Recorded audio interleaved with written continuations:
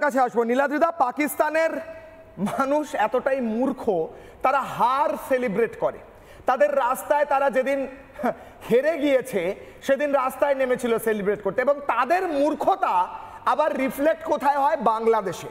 বাংলাদেশের কিছু মানুষ আছে যারা আবার সেলিব্রেট করছে পাকিস্তানের হার। হেরে গিয়ে সেলিব্রেট করে এরকম একটা মূর্খ শক্তি আমি কখনো আমার জীবনে দেখিনি। কোনো প্রমাণ নেই, বড় বড় কথা শুধু মুখে বলছে এই ধ্বংস করে দিয়েছি, ওই ধ্বংস করে দিয়েছি, কিচ্ছুর প্রমাণ নেই। আজকে এই ন্যাশনালিস্ট কালেকটিভ আমরা এক হচ্ছি দাদা, যাতে আমরা ফেক ন্যারেটিভ, ভারতের সেনা তো লড়বে সীমান্তে, আমরা দেশে লড়বো, দেশের ভেতরে থাকা দেশদ্রোহীদের সঙ্গে এবং দেশের বাইরে থেকে আসা এই মিথ্যে প্রচার বা ফেক ন্যারেটিভের সঙ্গে। বলুন দাদা। কিশলয়, আপনি ফেক ন্যারেটিভের কথা বলছিলেন। আশ্চর্যের ব্যাপার হচ্ছে, পাকিস্তান যে টু নেশন থিওরির ভিত্তিতে তৈরি হয়েছিল, জিন্নাহ তৈরি করছিলেন, সেই টু নেশন থিওরিটাই একটা ফেক ন্যারেটিভ ছিল। সুতরাং পাকিস্তান যে ফেক ন্যারেটিভ ছড়াবে বিশ্বে, এটাই স্বাভাবিক। যার জন্ম, যে রক্তবীজদের জন্ম ফেক ন্যারেটিভ থেকে, তারা ফেক ন্যারেটিভের ফ্যাক্টরি খুলবে টেরোরিজমের ফ্যাক্টরির পাশাপাশি, এটাই তো স্বাভাবিক। কিন্তু মোহাম্মদ আলী জিন্নাহর পাশাপাশি একজন বাঙালি দেশনায়কও ছিলেন, যার নাম ছিল নেতাজি সুভাষচন্দ্র বসু। জাতীয়তাবাদ দিয়ে বলতে গিয়ে তিনি বলেছিলেন, ভারতের জাতীয়তাবাদ অনুপ্রাণিত হয়েছে মানবতার সর্বোচ্চ আদর্শ সত্যম শিবম সুন্দরমের দ্বারা। অসাধারণ। সেই জাতীয়তাবাদে অনুপ্রাণিত হয়ে হিন্দু মুসলমান শিখ ঐক্যবদ্ধ হয়ে আজাদ হিন্দ ফৌজে লড়াই করেছিল। আজাদ হিন্দ ফৌজে একটা রেজিমেন্ট ছিল, রানী ঝাঁসি ব্রিগেড, যেটা মহিলাদের প্রথম রেজিমেন্ট, যেটা এই ধরনের বিশ্বযুদ্ধে লড়াই করেছিল।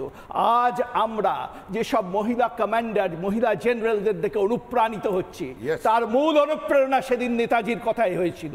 সেদিনের লড়াই ছিল কিশোরায় ব্রিটিশ সাম্রাজ্যবাদের বিরুদ্ধে, আর আজকের লড়াই পাকিস্তানি রক্তবীজদের বিরুদ্ধে, আর এই রক্তবীজদের উপাসকদের বিরুদ্ধে। কিন্তু আমার দেখে ভালো লাগছে, আজ রিপাবলিক মিডিয়া যে উদ্যোগ নিয়েছে ন্যাশনালিস্ট কনক্লেভের, তার ধাক্কায় আজকে একজন বিএসএফ জওয়ানকে পাকিস্তান আটক করেছিল, তাকে পর্যন্ত ছেড়ে দিতে বাধ্য হয়েছে। তার ধাক্কায় আজকে বালুচিস্তান, রিপাবলিক অফ বালুচিস্তান ঘোষণা করেছে। আমার বিশ্বাস, ভারতের যে অংশ, কাশ্মীরের যে অংশ পাকিস্তান দখল করেছে, এই ন্যাশনালিস্ট কালেকটিভের ধাক্কায় সেই পাক অকুপাইড কাশ্মীরের মানুষও গর্জে উঠবে পাকিস্তানের বিরুদ্ধে। তাই কাজী নজরুল ইসলামের ভাষায় আমি শুধু দুটো কথা আজ বলতে চাই শেষে: কারার ওই লৌহ কপাট ভেঙে ফেল কর রে লোপাট, রক্ত জমাট শিকল পূজার পাষাণ বেদী। একদম অসাধারণ। নানা ধরনের কন্টেন্ট দেখার জন্য লাইক করুন, শেয়ার করুন আমাদের ফেসবুক পেজ, সাবস্ক্রাইব করুন আমাদের ইউটিউব চ্যানেল।